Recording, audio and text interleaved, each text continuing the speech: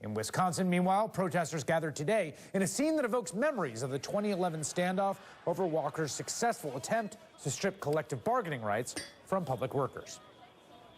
They don't care what happens to your retirement. They want power.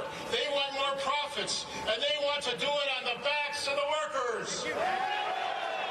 At issue today is the Republican legislature's plan to push through a so-called right-to-work law, an anti-union measure that prohibits labor agreements in which private sector workers are forced to pay union dues, effectively undermining collective bargaining and union membership.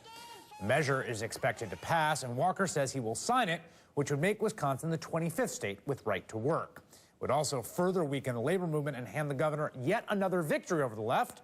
While Chris Christie flails in New Jersey, Scott Walker is picking fights on unions and public education that seem designed to endear him to conservative donors and working to burnish his image as a blue state Republican who can take on liberals and win.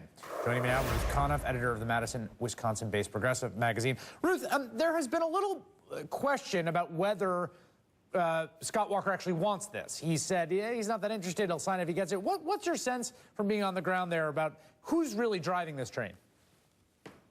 Well, Walker is riding the train that pulled up at his door, sponsored by the Koch brothers. I mean, let's face it, these are not indigenous Wisconsin political ideas, not right to work, which is word for word an ALEC bill, this legislation that they're pushing through.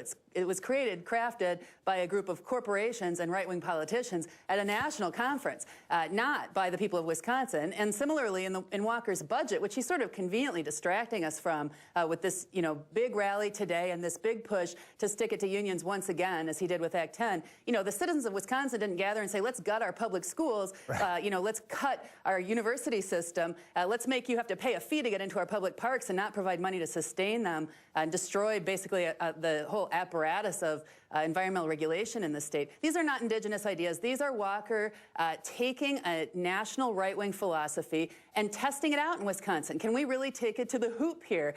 He's testing it out so that the right wing can see if you can divide a state, if you can pit working people against each other and create so much bad feeling that people are distracted and disempower unions and reduce wages and really hand a triumph to these corporations and right-wingers who are his backers. All right, so given what we saw with Act 10, given what we saw in the recall, put yourself in the shoes of the closest advisor to Governor Scott Walker today. You have to walk into his office and you say, Governor, there's going to be hundreds, thousands of people gathering at the Capitol outside to protest this right-to-work law.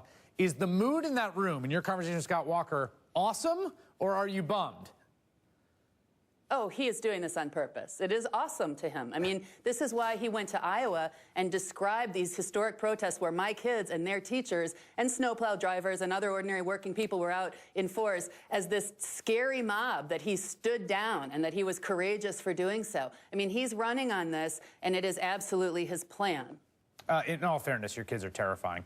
We should we should also ask the question here about to what extent Scott Walker's appeal to some sense of a middle is really extant. And I mean it by this.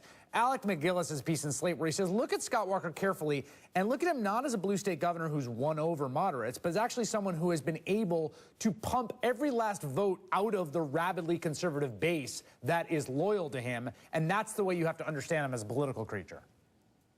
Yeah, and Walker has not run in a presidential year. So when Wisconsin's a blue state statewide, we'll see how he fares in a presidential year. Voter suppression's been very important in Wisconsin. That's part of the strategy here. But right, dividing people. I mean, he said it best when he said divide and conquer is his strategy. So stirring up resentment among non-union private sector workers against their neighbors who have benefits and health insurance to say, I'm going to take that away from your neighbor rather than saying, I'm going to lift up the entire state. We see the results of that. And over time, unfortunately, as Walker leaves office, it will be more clear because, cutting our top-tier public education system the way that he has cut it, historic cuts, and the same thing with the university system and the other changes, what he calls bold, brave reforms that he's made here, are going to leave Wisconsin a wreck. And he's basically burning this place down to fuel his national political ambitions. And it's very popular with the Koch brothers and the Sheldon Adelsons of the world who fund right-wing candidates for president.